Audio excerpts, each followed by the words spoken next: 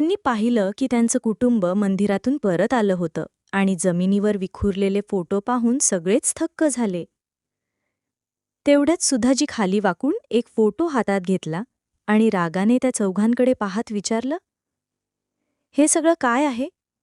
ही रिमिशासोबतचा मुलगा कोण आहे? आणि हे फोटो एवढा वाईट अवस्थेत का आहेत? ते चौघं काहीच न बोलल्यावर रमाशंकर संतापाने ओरडले, रुद्र, तुझी आई तुला काही विचारतीये. हे सगळं काय आहे आणि रिमिशाचे असे फोटो का आहेत?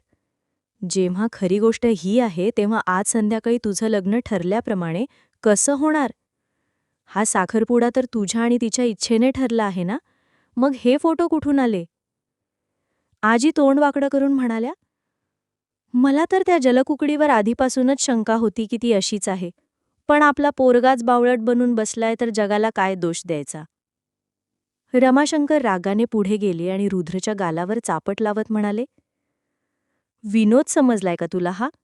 रिमिशा आणि तिच्या घरच्यांना लगेच बोलव, मला त्यांच्याशी बोलायचं आहे. तेवढ्यात अनन्या मागून रडत म्हणाली, पप्पा, गौरी घर सोडून निघून गेली आहे. आधी आपण तिला शोधूया. हे ऐकून सुधा संतापाने म्हणाल्या, गप्प बस, तुम्ही सगळे आमच्या विश्वासाचा कधीपासून गैरफायदा घेऊ लागलात. आम्ही दिलेल्या सुटसुटीत स्वातंत्र्याचा हा परिणाम आहे की तुम्ही नात्यांचा इतका खेळ करून ठेवलाय आणि गौरी घर सोडून गेली नाहीये. हे ऐकून ते चौघं सुधाकडे पाहू लागले. तेवढ्यात अनन्या विचारली, मग आई, ती कुठे आहे? विपुल म्हणाला की ती कायमची निघून गेली आहे, परत येणार नाही. सुधाजी अनन्याच्या बोलण्याकडे दुर्लक्ष करत म्हणाल्या, आज संध्याकाळी येणाऱ्या पाहुण्यांना आपण काय सांगणार? आपल्या घरी आपण कशी सून आणतोय, जी वेगवेगळ्या फोटोंमध्ये वेगवेगळ्या मुलांसोबत आहे आणि माझा मुलगा तिला सर्वगुण संपन्न समजतो. त्याच्यापुढे इतर सगळ्या मुली लालची आणि कपटी आहेत. सुधाजींच्या तोंडून हे शब्द ऐकून सगळ्यांनाच उमगलं की काल रात्री जे काही झालं होतं ते आईला समजलं आहे. तेवढ्यात रुद्र म्हणाला, आई, ते गप्प, अगदी गप्प. सुधा संतापाने मध्येच म्हणाल्या, आधी तुझ्या पप्पानी जे सांगितलं तेच कर. रिमिश आणि तिच्या घरच्यांना बोलाव आणि या फोटोंबद्दल विचार. हे काम जास्त महत्वाचं आहे. रुद्र, पण आई, गौरी. सुधाजी रागाने आपला तोल गमावत म्हणाल्या, एकदाच सांगितलेलं समजत नाही का? तुला कितीदा सांगू? आत्ताच तुझ्या पप्पानी जे सांगितलं ते लगेच कर. संध्याकाळी पाहुण्यांना आपण काय उत्तर देणार याचा कधी विचार केलास का? आज किती बदनामी होणार आहे आपल्या घराची. रमाशंकर म्हणाले, जेव्हा रिमिशा आणि तिचे घरचे येतील मला सांग, म्हणत आपल्या खोलीत गेले. त्यांच्या मागे सुधा देखील निघून गेल्या. आजोबा म्हणाले, रुद्र बेटा, एवढं मोठं फसवणूक कशी झाली तुझी? जिच्याशी लग्न करणार होतास तिच्याबद्दल तुला काहीच माहिती नव्हती? असं म्हणत आजोबा घराबाहेर गेले. तर आजी डोकं धरून सोफ्यावर बसल्या. काही वेळातच रिमिशा आणि तिचे घरचे आले. तेव्हा रमाशंकर त्यांच्यासमोर ते सारे फोटो ठेवत म्हणाले, भाऊसाहेब, हे सगळं काय आहे? ते फोटो पाहून रिमिशा आणि तिच्या घरच्यांच्या पायाखालची जमीन सरकली. तेवढ्यात अचानक सगळ्यांना तडाक असा आवाज ऐकू आला आणि सगळ्यांनी पाहिलं की रिमिशाच्या आईने रिमिशाला एक जोरदार चापट मारत रागाले म्हटलं, आमच्या चांगल्या संस्कारांचा हा मोबदला दिलास तू? आज तू आम्हाला कुठे तोंड दाखवायला लायक ठेवलं नाहीस. मग त्या रमाशंकरजींकडे वळून म्हणाल्या, भाऊसाहेब, मुलगी आहे ना, नादानी झाली आहे हिच्याकडून. कृपया तिला माफ करा आणि अजून एक संधी द्या.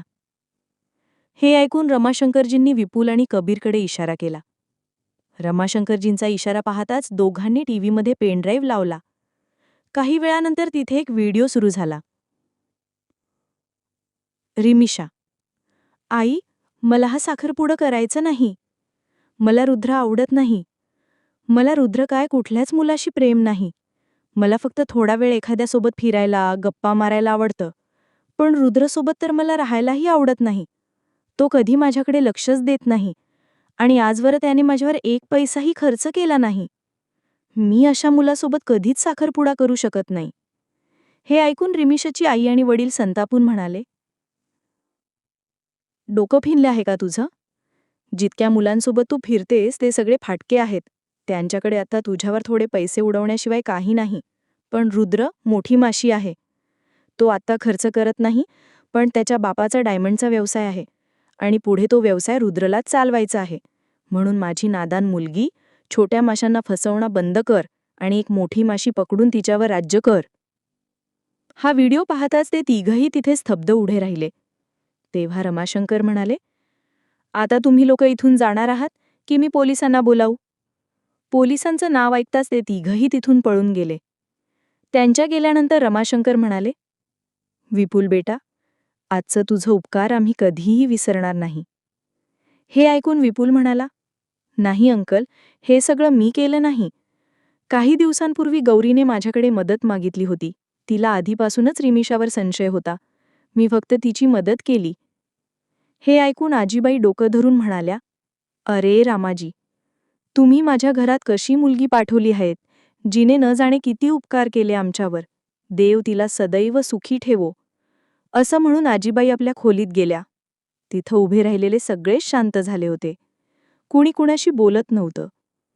तेवढ्यात रमाशंकर उठले आणि म्हणाले, सुधा, मी बाहेरचं सगळं व्यवस्थापन रद्द करायला जातोय.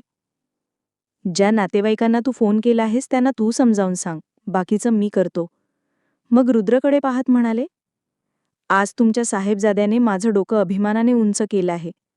असं म्हणून ते बाहेर गेले. त्यांच्या गेल्यानंतर अनन्या सुधाजींच्या गळ्यात पडून रडत म्हणाली, आई, गौरी आधीही सांगत होती, पण भावाने तिचं एक ऐकलं नाही. आणि आज बघ ना, गौरी आपल्या सगळ्यांना सोडून निघून गेली आहे. तेव्हा सुधाजी तिला समजावत म्हणाल्या, हो, काल रात्री मीही तुम्ही लोकांच्या सगळ्या गप्पा ऐकल्या होत्या. मला रुद्रकडून अशी अपेक्षा नव्हती. पण हो, गौरी हे घर सोडून गेलेली नाहीये. गौरीच्या अशा अचानक निघून जाण्यामुळे अनन्या फार दुःखी झाली होती. रडत रडत तिने सुधाजींना विचारले, आई, गौरी कालच्या गोष्टीमुळे नाराज होऊन गेली ना? अनन्याचे बोलणे ऐकून सुधाजी तिला समजावत म्हणाल्या, नाही बाळा, गौरी कालच्या गोष्टीमुळे नाराज होऊन गेलेली नाहीये. खरं तर गौरी इथे फक्त काही दिवसांसाठी आलेली होती. तिच्या स्वप्नांना दिशा मिळेपर्यंत ती इथे थांबली होती. आणि आज तिच्या स्वप्नांना तिचं गंतव्य मिळालं म्हणून ती निघून गेली. मग त्या रुद्राकडे पाहत म्हणाल्या, ती इथे कायमची आली नव्हती. तुम्हाला सगळ्यांना माहितीये की इथे येण्याच्या काही दिवस आधीच तिची आई गेली होती. तिच्या स्वतःच्या काकाकाकूंनी तिला अनाथाश्रमात टाकलं होतं, तेव्हा मी तिला इथे आणलं होतं. इतकं बोलून सुधा उठल्या आणि आपल्या रूममधून एक बॉक्स घेऊन आल्या आणि अनन्याला देत म्हणाल्या, हे गौरीने निघताना दिलं होतं. असं सांगून बॉक्स तिच्या हाती देऊन सुधाजी तिथून निघून गेल्या. अनन्याने जेव्हा तो बॉक्स उघडला तेव्हा त्यात बँड्स होते, जे पाहून असं वाटत होतं की गौरीने ते स्वतःच्या हाताने बनवलेले होते. त्या सगळ्या बँड्सवर पर्ल्सने गौरी आणि तिच्या एका मित्राचं नाव विणलेलं होतं. त्यासोबत त्यात एक छोटंसं पत्र होतं ज्यावर लिहिलं होतं, मी तुम्हा सगळ्यांना खूप मिस करेन. इथे तुम्हा सगळ्यांना एकमेकांचा आधार आहे, पण मी फक्त तुम्हा सगळ्यांच्या आठवणी सोबत घेऊन चाललीये. खूप कमी वेळेत मी खूप छान मित्र मिळवले, जे कायम माझ्या मनाच्या जवळ राहतील. मला माहीत नाही की मी पुन्हा कधी तुम्हाला भेटेन की नाही, पण तुमच्या सलामतीसाठी मी नेहमी वरच्या देवाकडे प्रार्थना करेन. तुम्ही कायम आनंदी राहा. तुमचीच गौरी. गौरीचा हा संदेश वाचून कबीरही अनन्याच्या जवळ बसायला आला. त्याने बॉक्समध्ये पाहिलं तर एक बँड त्याच्यासाठीही होता, ज्यावर गौरी आणि कबीर दोघांचं नाव लिहिलेलं होतं आणि दोघांच्या नावांच्या मध्ये एक लाल हृदय बनवलेलं होतं. तसेच सगळेच बँड्स होते. त्याचवेळी कबीरची नजर एका बँडकडे गेली जो रुद्रसाठी होता. कबीरने तो बँड उचलून रुद्रच्या हाती दिला. तो पाहून रुद्रच्या डोळ्यातून अश्रू ओघळले. तो अनन्या आणि कबीरसमोर गुडघ्यावर बसत म्हणाला, मी खरंच खूप वाईट आहे. मी गौरीला खूप रडवलं, खूप त्रास दिला. तरीही तिने मला आपला मित्र मानलं. मी गौरीची माफी मागू शकलो नाही, पण मी तुम्हा दोघांकडून नक्की माफी मागू इच्छितो. हे बोलून रुद्राने आपले दोन्ही हात जोडले आणि पुढे म्हणाला, शक्य असेल तर मला माफ करा. माझं आयुष्य आता पूर्णपणे एकटं झालंय. हे ऐकून कबीर आणि अनन्या रुद्रच्या गळ्यात पडले आणि म्हणाले, नाही भाऊ, तुम्ही असं माफी मागू नका, त्याची काही गरज नाही. तुम्ही नेहमी आमचे हिरो होतात आणि नेहमीच राहाल. त्यांना तिघांना एकत्र मिठीत घेतलेलं पाहून विपुल म्हणाला, यार, मला पण तुमच्या ग्रुपमध्ये सामील करून घ्या. हे ऐकून तिघांनी आपले हात पुढे केले आणि विपुलही त्यांच्यात सामील झाला. थोड्या वेळाने रुद्र आपल्या रूममध्ये गेला. बेडवर बसून तो गौरीने दिलेला बँड पाहत होता. तेव्हाच त्याची नजर अचानक आपल्या बेडशेजारील टेबलाकडे गेली, जिथे त्याने त्या रात्री पडलेली गौरीची पैंजण उचलली होती. तो ती फेकणार होता, पण बोटात अडकून राहिली म्हणून तो फेकू शकला नव्हता. तो ती हात घेत विचार करू लागला, तू मला खूप रडवले ना गौरी, आता कदाचित रडायची पाळी माझी आहे. इतकं बोलताच त्याच्या डोळ्यातून अश्रू वाहू लागले. Gauri, I am sorry, please परत ये. आता मी तुला कधीही दुखवणार नाही. तुझ्या डोळ्यातून एक थेंब अश्रूही पडू देणार नाही. I promise you Gauri, please फक्त एकदा परत ये, प्लीज गौरी. तर इकडे कबीर आपल्या रूममध्ये तो बँड हातात घेऊन म्हणाला, माझ्या आयुष्यात तुझी जागा आता कोणीच घेऊ शकत नाही गौरी. तू माझ्यासोबत राहू किंवा न राहू, पण माझ्या हृदयात तू कायम एक चांगली मैत्रीण म्हणून राहशील. इतकं म्हणताच त्याच्याही डोळ्यातून अश्रू उघळले. आज दोन्ही भावांची हृदय एका व्यक्तीसाठी रडत होती. रुद्र तसाच गौरीची पैंजण हातात घेऊन बसला होता आणि मनात विचार करत होता, गौरी, तू नाहीस पण तुझी ही निशाणी कायम माझ्याजवळ राहील. अचानक अनन्या त्याच्या रूममध्ये आली. रुद्रच्या हातात गौरीची पैंजण पाहून अनन्या म्हणाली, भाऊ, ही तर गौरीची पैंजण आहे. तिच्या आईची शेवटची निशाणी होती ही पैंजण. तिला वाटलं होतं की ही पैंजण कुठेतरी हरवलीये. त्या रात्री ती खूप रडली होती. काश आज ती इथे असती तर स्वतःची पैंजण पाहून किती आनंदी झाली असती. पण तुम्हाला ही कुठे मिळालीये? हे ऐकून रुद्र थोडा गोंधळून गेला. मग विचार करून म्हणाला, ही मला बाल्कनीत सापडली होती, पण मी तिला देणं विसरलो होतो. तेवढ्यात अनन्या काही विचारात पडून म्हणाली, भाऊ, एक विचारू, तुम्हाला गौरी आवडते का? अनन्याच्या बोलण्यावर रुद्र थोडासा गंभीर होत म्हणाला, कदाचित. हो, मला गौरी आवडते, किंवा कदाचित मी तिच्यावर प्रेम करायला लागलो आहे. एवढं म्हणताच रुद्राच्या डोळ्यात अश्रू दाटून आले, जे पाहून अनन्या आनंदाने म्हणाली, मग तर गौरीला परत यायलाच हवं तुमच्यासाठी, आणि मला पूर्ण खात्री आहे तुमच्या प्रेमासाठी ती नक्कीच परत येईल भाऊ. अनन्याच्या बोलण्यावर रुद्र डोळे मिटत म्हणाला, काश असंच झालं तर. भाऊ, असंच होईल. मग थोडी गडबड करत अनन्या म्हणाली, अरे, मी ज्या कामासाठी आले होते तेच सांगायला विसरले. तुम्हाला पप्पा बोलावत आहेत, चला लवकर. एवढं म्हणतच अनन्या रूममधून बाहेर आली आणि तिच्या मागोमाग रुद्रही. संपूर्ण फॅमिली हॉलमधल्या सोफ्यावर बसलेली होती. रुद्रही तिथेच बसत म्हणाला, पप्पा, तुम्ही मला बोलावलंत? रमाशंकर, जे बरेच गंभीर दिसत होते, थोडं थांबत म्हणाले, रुद्र, आज जे झालं त्याला मी पूर्णपणे तुझी चूक म्हणू शकत नाही, पण त्यात तुझीही चूक होती, आणि मला अपेक्षा आहे की ह्या चुकीतून तुला काहीतरी धडा मिळाला असेल. लोकांचं काय आहे, काही दिवसपर्यंत बोलतील, पण मग एक दिवस आपोआप सगळं विसरून शांत होतील. आपल्याला लोकांची पर्वा नाही. आम्हाला फक्त हे हवंय की तू आता जबाबदार हो आणि अशा चुका पुन्हा होऊ नयेत. तेव्हा रुद्र मान खाली घालून, हो पप्पा. इतक्यात मध्येच आजी खुश होऊन म्हणाली, अरे, यात दुःखी व्हायचं काहीच कारण नाही. सगळ्यांनी तर देवाचे आभार मानायला हवेत की वेळेवर खरं समजलं, नाहीतर नंतर समजलं असतं तर आपल्या हातात फक्त पश्चाताप राहिला असता. भलं झालं गौरीचं, जिने सगळ्यांसमोर सत्य बाहेर आणलं, नाहीतर त्या रिमिशाला तर कोणालाही कानोकानीसुद्धा कळू दिलं नसतं. आजीच्या बोलण्यावर सगळ्यांनी आपली होकारार्थी मान हलवली, असं म्हणत की बोलणं तर खरं आहे. तोपर्यंत समर, विशाल, अमर यांच्यासोबत साक्षी, रितू, प्रियांका यांनीही गौरीच्या जाण्याची आणि रुद्रची साखरपुडा मोडल्याची बातमी ऐकून अनन्याच्या घरी हजेरी लावली.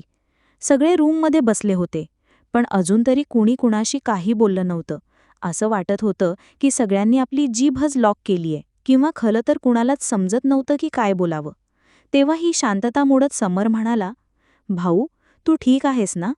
आता आम्ही सगळे जाणून गेलो आहोत की रिमिशा चांगली मुलगी नव्हती, त्यामुळे ह्या गोष्टीसाठी आपल्याला दुःखी व्हायचं काही कारण नाही. मी तर म्हणतोय पार्टी करायला हवी की आपला भाऊ वाचला. इतक्यात साक्षी म्हणाली, रुद्र भाऊ तर ठीक आहे, जे झालं ते चांगलंच झालं, पण गौरीला काय गरज होती जाण्याची, तेही आत्ताच, आणि एकदाही जाण्यापूर्वी कुणाला सांगणं तिनं जरुरी समजलं नाही. मैत्रीण म्हणते पण समजत नाही, समजली असती तर न सांगता निघालीच नसती. प्रियांका, यार, आपल्याला तिलाही समजून घ्यायला हवं. गौरीनं काहीतरी विचार करूनच आपल्याला सांगितलं नसेल. तुम्ही हे विचार करा की आपण इतके सारे लोक एकत्र बसलो आहोत, पण गौरी आता कुठे असेल आणि कशी असेल? तेव्हा कबीर सगळ्यांच्यामध्ये एक बॉक्स ठेवत म्हणाला, हे गौरीनं तुम्हा लोकांसाठी दिलंय. सगळ्यांनी आपापल्या नावाचा एक एक बँड पाहून पुन्हा एकदा भावनिक झाले. सगळ्यांनी म्हटलं, हे आपण नेहमी आपल्या सोबत ठेवू गौरी. रितू, अनन्या, त्या रिमिशाचं काय झालं? अनन्या, काही नाही, पक्कानी फक्त तिला जाऊ दिलं आणि मलाही तिच्याशी काही देणं घेणं नाही. मला तर फक्त गौरीचीच काळजी वाटते. पण तिला असं सोडूनही चालणार नाही ना, काहीतरी हिशोब करावा लागेल. मुलांबरोबर खूप टाइमपास करायची हौस आहे, त्यांच्याकडून खर्चे करवून घ्यायची हौस आहे, तर एकदा तिची हौस व्यवस्थित भागवूया ना. रितूचा हा आयडिया ऐकून सगळ्यांना तो आवडला. साक्षी, तरीही काही दिवस कॉलेजला जायचं नाही, तर घरी बसून बोर होऊ, थोडा मूड फ्रेश करूया. कबीर, मग ठीक आहे, तिच्यासोबत सोबत आपलाही टाइमपास होईल. तेव्हा विशालनं रितूच्या डोक्यावर हलकेच मारत म्हटलं, मला काय माहीत होतं की हिचा मेंदू एवढा खतरनाकही चालतो. हे ऐकून सगळे हसू लागले. अनन्या, जर गौरीही असती तर किती मजा आली असती बरं. अर्ध काम तिने करून ठेवलंय, आता अर्धा आपण करतो. साक्षी, मग चला मिशन रिमिशा सुरू करूया. या गोष्टीवर सगळ्यांनी एकमताने मान्यता दिली. पण रुद्र मात्र आतून खूप दुःखी होता. त्याला यात अजिबात इंटरेस्ट नव्हता आणि नाही त्याला रिमिशाच्या कृतींचं काही दुःख होतं की ती आत्तापर्यंत त्याला धोका देत होती. त्याला तर फक्त गौरीच्या दूर निघून जाण्याचं दुःख होतं. त्याला ही खंत होती की गौरीनं त्याला कित्येकदा सांगितलं होतं, पण त्याने कधीच तिचं ऐकलं नाही आणि तिला नेहमी दुखावलं, रडवलं. तो तिथून उठून खाली आपल्या रूममध्ये आला. समोर टेबलावर ठेवलेली गौरीची पैंजण हातात घेऊन म्हणाला, खूप आठवण येतीये. एवढं म्हणताच रुद्र ती पैंजण हातात घेऊन बेडवर पडला आणि वर बसलेला ग्रुप मिशन रिमिशाच्या प्लॅनिंगमध्ये गुंतलेला होता. सगळे मिळून काहीतरी मोठा धमाका करण्याच्या विचारात होते, कारण त्यांना रिमिशाचाही टाइमपास करायचा होता आणि आपलाही. पण रिमिशाच्या खर्चावर आपला खर्चही निघायला हवा होता. साक्षी, फायनली आपली प्लॅनिंग झाली. आता उद्यापासून त्या रिमिशाचा बँड वाजवतो. उद्यापासून खूप मजा येणार आहे. पुढच्या सकाळी घरातील सगळे मोठे नाश्ता करून आपापल्या कामात गुंतले होते, तर रुद्र आणि अनन्या अजूनही डायनिंग टेबलवर शांतपणे नाश्ता करत बसले होते. तेव्हा अनन्या रुद्रकडे पाहत म्हणाली, भाऊ, तुम्ही पण आमच्यासोबत येणार आहात ना? अनन्याचे बोलणे ऐकूनही रुद्र तसाच शांतपणे नाश्ता करत राहिला. रुद्रकडून काही उत्तर आले नाही, म्हणून अनन्याने पुन्हा विचारले, भाऊ, तुम्ही ऐकताय ना? हे ऐकून रुद्रने खोल श्वास घेत म्हणाला, अनन्या, मला या सगळ्यात काहीही रस नाही. तुम्हा लोकांना जे योग्य वाटेल ते तुम्ही करा. आत्ता तरी मी काही कामानिमित्त कॉलेजला चाललोय. माझ्यासाठी तेच जास्त महत्त्वाचं आहे. हे ऐकून अनन्या खिन्न होत म्हणाली, ठीक आहे भाऊ, जसं तुम्हाला योग्य वाटेल तसं करा. तेव्हा रुद्राने तिच्या डोक्यावर हात ठेवला आणि तिथून उठून कॉलेजसाठी निघून गेला. तर अनन्या आपल्या खोडकर ग्रुपसोबत आजचा खोडकर प्लॅन पूर्ण करण्यासाठी निघाली. कॉलेजमध्ये पोहोचल्यावर रुद्र सरळ डिझायनिंग डिपार्टमेंटकडे गेला. तिथे जाऊन त्याने काही स्टाफकडून गौरीबद्दल चौकशी सुरू केली, पण त्याला निराशाच हाती लागली, कारण बऱ्याच लोकांना गौरीबद्दल काहीच माहिती नव्हती.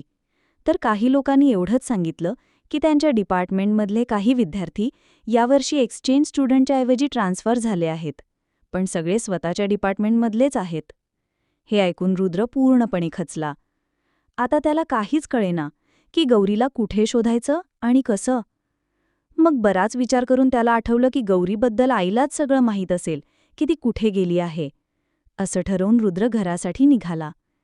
इकडे ग्रुप आपला मिशन रमिशासाठी तयार होता. सगळे एका पार्किंग एरियात बसून कुणाची तरी वाट बघत होते. तेवढ्यात त्यांच्यासमोर एक काळी ऑडी येऊन थांबली. ते पाहताच सगळ्यांच्या तोंडून एकच शब्द निघाला, वाव. त्याचवेळी त्या ऑडीतून एक मुलगा बाहेर आला. त्याला पाहून समीर आणि विपुल एकदम म्हणाले, अरे शेखर, तू? आणि ही ऑडी कधी घेतलीस? त्यांचं बोलणं ऐकून तो मुलगा गोंधळला आणि रितूकडे पाहू लागला. त्याच्याकडे बघत रितू म्हणाली, अरे हा तर मिशन रमिशाचा हिरो आहे आणि ही ऑडी आम्ही भाड्याने घेतली आहे. हे ऐकताच विशालने रितूला आपल्याकडे ओढत विचारलं, तू ऑडी रेंटवर घेतली आहेस? डोकं ठिकाणावर आहे का तुझं? तू करायचे तरी काय आहे? सगळे तिच्याकडे एकटक बघत असल्याचं पाहून रितू म्हणाली, तुम्हाला काय वाटतं, रमिशा तुमच्या मारुती सुझुकीवर फसणार आहे का? तिच्यासाठी ऑडी हवीच. आणि याचं रेंट पण तीच भरेल. यू गाईज प्लीज डोंट वरी. तेवढ्यात त्यांना समोरून रमिशा येताना दिसली. ते पाहताच रितू म्हणाली, now it's show time, so all of you take your position. आणि मग शेखरला ऑल द बेस्ट बोलून सगळे तिथून निघून गेले. शेखर, ज्याला कधी रमिशाने डेट केलं होतं, पण जास्त पैसे नसल्यामुळे तिने त्याला सोडून दिलं होतं, कालच अचानक शेखरला ऑडीसोबत पाहून रमिशाने आज त्याच्याशी भेटायचं ठरवलं होतं. आणि शेखरही आपला जुना अपमानाचा बदला घेण्यासाठी आमचा प्लॅनमध्ये सामील झाला होता. रितूने जेव्हा सगळ्यांना ही स्टोरी सांगितली तेव्हा सगळे आश्चर्याने तिच्याकडे पाहू लागले. तेव्हाच विशाल म्हणाला, अबे, माझीवाली किती खतरनाक आहे. मला तर आत्तापासूनच भीती वाटतेय. विशालचं बोलणं ऐकून कबीर हसत म्हणाला, स्वतःहूनच तू ये बैल मला मार असं काम केलंस तर आता भोग. हे ऐकून रितू विशालकडे रागाने पाहत म्हणाली, जास्त त्रास होतोय का तुला माझ्यामुळे? विशाल लगेच दोन्ही हात जोडत म्हणाला, नाही ग माझी आई. तेव्हाच अनन्या थोडी चिडून म्हणाली, आधी आपण ज्या कामासाठी आलो आहोत ते करू द्या ना. हे ऐकून सगळे शांत झाले आणि आपल्या प्लॅनवर लक्ष केंद्रित करू लागले. तेव्हाच सगळ्यांनी पाहिलं, रमिशा येताच शेखरच्या गळ्यात पडली आणि म्हणाली, ओ माय गॉड, शेखर, तू किती हँडसम दिसत आहेस आणि तुझी कार किती कूल आहे. मी तर तुझ्या कारची बिग फॅन आहे. हे ऐकून शेखर हसत म्हणाला, थँक्यू सो मच. आता आपण कुठेतरी जाऊया का? रमिशा, हो, पण कुठे? शेखर, जिथे तू सांगशील तिथे. रमिशा, शॉपिंग करूया? शेखर, ओके.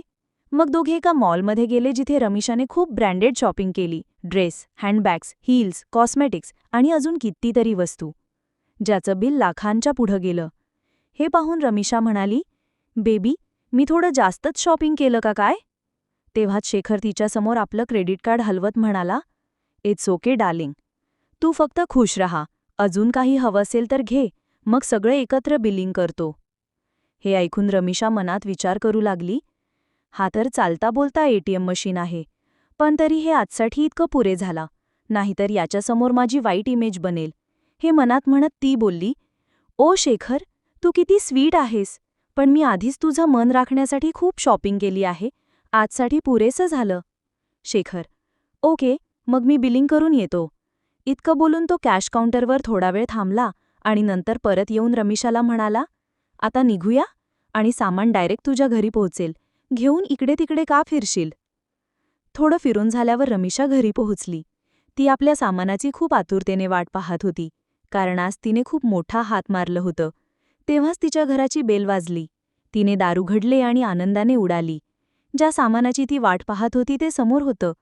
तेव्हाच डिलिव्हरी बॉय म्हणाला, मॅडम, पेमेंट ऑनलाईन करणार की कॅशने करणार? हे ऐकून रमिशा चकित झाली आणि म्हणाली, याचं पेमेंट झालंय. काय विचित्र लूटमार चालली आहे ही. हे ऐकून डिलिव्हरी बॉय थोडा गोंधळला आणि म्हणाला, नाही मॅडम, याचं पेमेंट अजून झालेलं नाही. आणि तिला एक स्लिप देत म्हणाला, तुम्ही स्वतः बघा. रमिशाने स्लिप पाहिली तर तिचे डोळे मोठे झाले आणि कपाळावर घामाचे थेंब दिसू लागले. त्या स्लिपमध्ये कॅश ऑन डिलिव्हरी असं लिहिलेलं होतं. रमिशा लगेच शेखरला फोन करू लागली, पण त्याचा नंबर ऑफ येत होता. मग ती डिलिव्हरी बॉयला म्हणाली, सॉरी मॅडम, आम्ही हे सामान घेऊ शकत नाही. प्लीज परत घेऊन जा. डिलिव्हरी बॉय, सॉरी मॅडम, याची रिटर्न पॉलिसी नाही. हे तुम्हालाच कन्फर्म करून ऑर्डर ॲक्सेप्ट करण्यात आलं आहे. आता काय होणार होतं? रमिशाला गिळून टाकावं लागलं आणि लाखांचं बिल तिला भरावं लागलं. ती संतापून लाल झाली होती.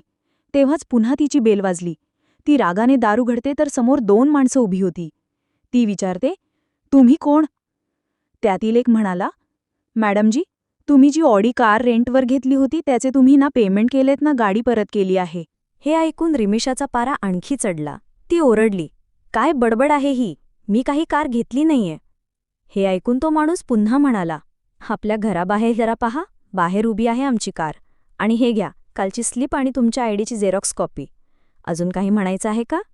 हे पाहून रिमिशा संतापून ओरडली, शेखर, मी तुला सोडणार नाही. मग त्या माणसाला म्हणाली, बघा भाऊ, तुम्हाला काही गैरसमज झाला आहे. ही कार मी घेतलेली नाहीये.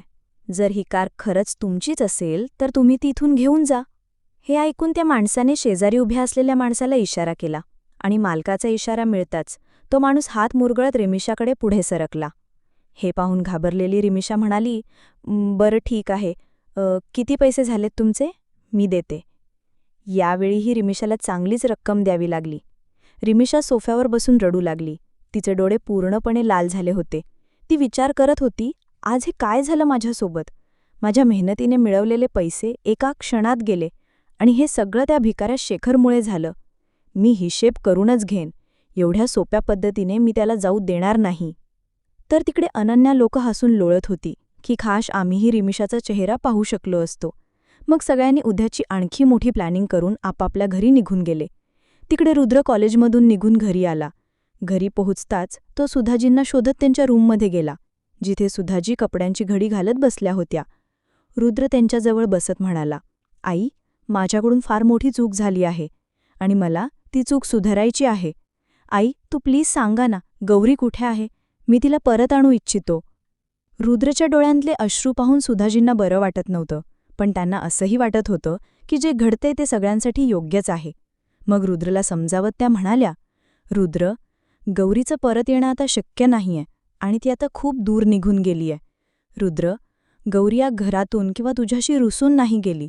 तिचं जाणं आधीच ठरलेलं होतं बाळा. रुद्र, बरं ठीक आहे. आई, तुम्ही एवढं तरी सांगा की ती कधीपर्यंत परत येईल? हे ऐकून सुधाजीसुद्धा दुःखी झाल्या.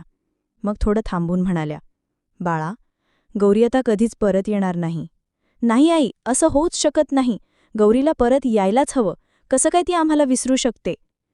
एवढं म्हणताच अनन्या आत आली, जी दारात उभी राहून सगळ्या गोष्टी ऐकत होती.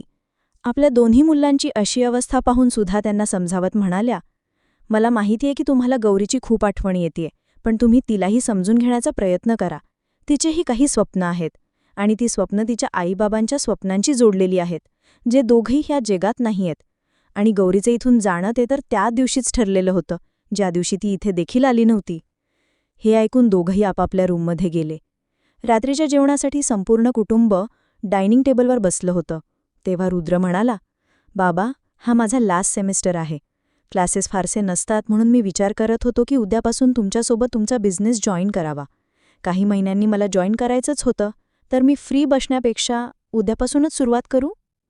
हे ऐकून रमाशंकर आनंदाने म्हणाले, ठीक आहे, जशी तुझी इच्छा, मला काही हरकत नाही. मग सगळ्यांनी आपापल्या जेवण आटपून आपापल्या रूममध्ये गेले. तर रुद्र आपल्या रूममध्ये गौरीची पैंजण हातात घेऊन बराच वेळ बसला. मग तोही झोपून गेला. असेच दिवस जात राहिले. सगळ्यांचे कॉलेज सुरू झाले आणि त्यांचे लास्ट सेमेस्टरही संपले. याच दरम्यान रुद्रने गौरीला खूप शोधलं. बिझनेसच्या कामासाठी दुसऱ्या शहरात गेला, तरी या आशेने की कदाचित तिथे गौरी भेटेल, पण प्रत्येक वेळी त्याला निराशाच मिळाली. पुढच्या आठवड्यात त्यांची ग्रॅज्युएशन पार्टी होती, ज्यासाठी सगळे खूप तयारी करत होते. त्यानंतर त्यांना खऱ्या अर्थाने आपल्या आयुष्यावर कॅरियरवर लक्ष द्यायचं होतं. आपलं आयुष्य स्थिर करायचं होतं. म्हणून ते इच्छित होते की या ग्रॅज्युएशन पार्टीत ते आपल्या आयुष्याची सारी मस्ती करून घेतील. आणि अखेर तो दिवस आला आणि सगळे कॉलेजमध्येच ठेवलेल्या ग्रॅज्युएशन पार्टीसाठी निघाले. तर मित्रांनो, आजचा भाग तुम्हाला कसा वाटला ते कमेंटमध्ये नक्की सांगा. आणि अजून असेच भाग पाहायचे असतील तर चॅनलला लगेच सबस्क्राईब करा.